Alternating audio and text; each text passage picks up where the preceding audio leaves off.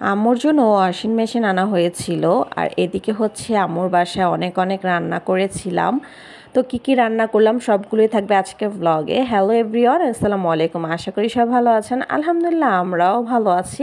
তো এই তো আম্মুর বাসায় ছিলাম। তো ভাইয়ার আম্মু গিয়ে হচ্ছে আম্মুর জন্য ওয়াশিং মেশিন নিয়ে আসছে, কারণ এখন কাপড় ধুতে অনেক কষ্ট হয়ে যাইতেছে, আর আম্মু তো এমনি অসুস্থ। আর এখানে হচ্ছে ওয়াশিং মেশিনের কাজ চলতেছে। তো এখানে হচ্ছে কাজ শেষ করার পরে আম্মু কিছু কাপড় চোপড়ও দিয়ে দেখতেছে যে কেমন হয়। তো দেখলাম যে না, খুব ভালোই পরিষ্কার হয় ওয়াশিং মেশিনে। আর এদিকে হচ্ছে আজান বাবাকে দেখেন, সে আম দিয়ে কি করতেছে। তার মামা তাকে একটা আম দিছে, সেইটাকে দিয়ে সে চটকিয়ে ওরা খেলতেছে, খুব মজা পাচ্ছে। তো আমি এখন এখানে সন্ধ্যার দিকে হচ্ছে নবাবী সেমাই করব, এখানে দুধটা ঘন করে নিতেছিলাম। তো নবাবী সেমাই হচ্ছে স্নেহার জন্য করা, স্নেহা হচ্ছে বলছিল খাবে, তো এই জন্য। আর এখানে হচ্ছে সেমাইটা ঘি দিয়ে বাদাম আর কিশমিশ এগুলো আগে আমি ভেজে নিয়েছিলাম। তো এই তো ফাইনালি আমার সেমাইটাও হয়ে গেছে। আর নবাবী সেমাই কার কার পছন্দ বলবেন সবাই কমেন্টস করে, আর আমার অনেক ভালো লাগে। তো এদিকে হচ্ছে আর বিফ চিলি রান্না করব। আর ফার্স্ট টাইম আমি হচ্ছে বিফ চিলিটা রান্না করেছিলাম। তো এখানে হচ্ছে মাংস নিয়েছিলাম, গরু মাংস। আর এটা হচ্ছে পাতলা পাতলা করে কেটে নিয়েছিলাম। আর এখানে তারপর হচ্ছে লবণ, গোলমরিচের গুঁড়ো এগুলো দিলাম। তো এখানে হচ্ছে আদা রসুনের পেস্ট দিয়ে দিব পরিমাণ মতোই।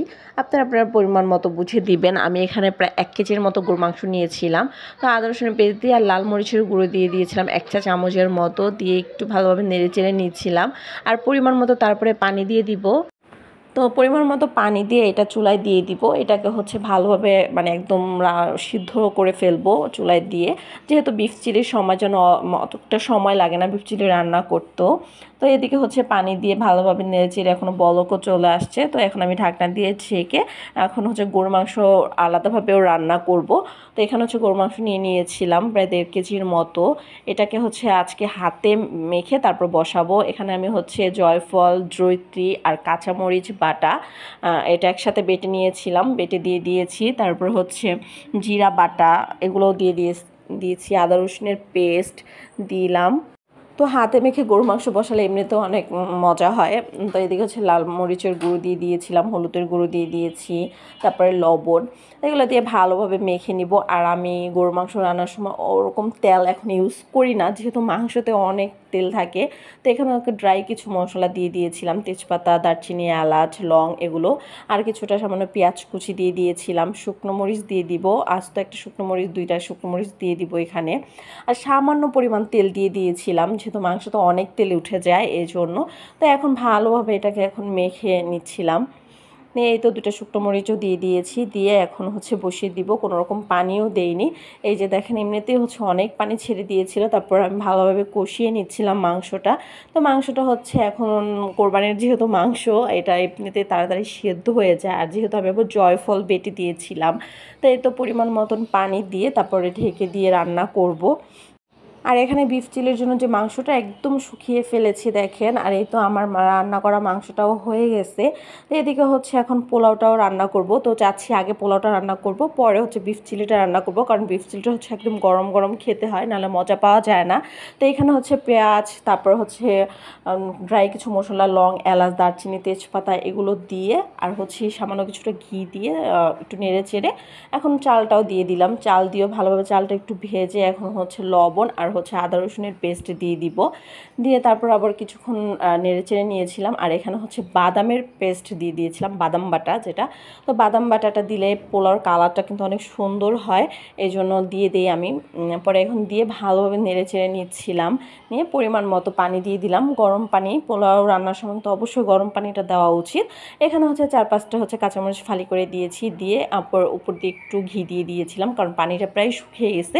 আর এখন হচ্ছে বিফ চিলির জন্য এখানে হচ্ছে আমি সস বানিয়ে নিয়েছিলাম, soya sauce, tomato sauce, chilli sauce, এই 3টা সস দিয়ে আর সামান্য কিছুটা গোলমরিচের গুঁড়ো দিয়ে দিয়েছিলাম।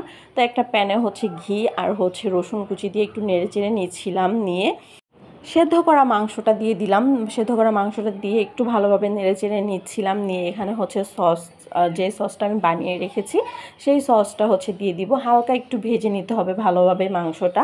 তো মাংসর যেন কোনো রকম পানি না থাকে ওরকমভাবেই ভেজে নিব। তারপর হচ্ছে সসটা দিয়ে দিব।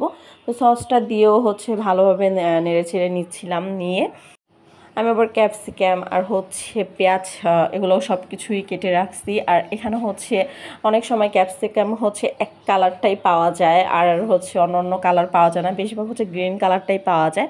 তো সসটা দিয়েও ভালোভাবে একটু নেড়ে চেড়ে নিয়েছিলাম। কালারটা অনেক সুন্দর আসছে দেখতে।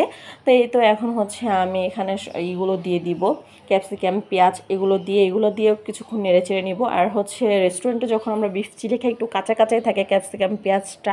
আর এখানে হচ্ছে আমি একটু কর্নফ্লাওয়ার গুলিয়ে রেখেছিলাম পানি দিয়ে, ওইটা হচ্ছে লাস্টে দিয়ে দিব। তো আমি চুলার আঁচ বাড়িয়ে নিয়েছিলাম, একদম বাড়িয়েই ছিল চুলার আঁচটা। তো এখন হচ্ছে কর্নফ্লাওয়ারটা যে গুলিয়ে রেখেছি পানি দিয়ে ওইটা দিয়ে দিয়েছি। দিয়ে তারপর হচ্ছে ভালোভাবে নেড়ে নেব। এটা কোনো সবজি যেভাবে রান্না করি ওরকমভাবে না। তো এখানে হচ্ছে পোলাওটা দেখেন আমার অনেক সুন্দর ঝরঝরে হয়েছিল মাশাল্লাহ।